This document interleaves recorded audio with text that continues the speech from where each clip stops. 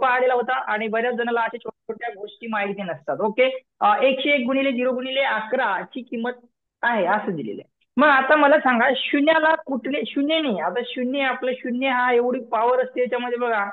शून्याने कुठल्याही संख्येला गुणले द्या त्याला झिरोच करून टाक, गुणल्यानंतर झिरोच करते. Okay.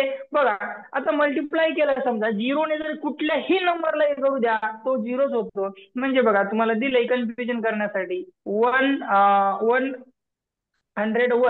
Into 0 and 11 into 11. Okay. बघा आता काही जण कन्फ्युज होतात. मग आपल्याला माहिती आहे मध्ये झिरो आहे मल्टिप्लेक्शन मध्ये आहे, चला उत्तर झिरो आहे आपल्याला माहिती आहे. मग या झिरोने जर मी 1000ला गुणले सॉरी 101 ला गुणलं तर झिरोच येतं.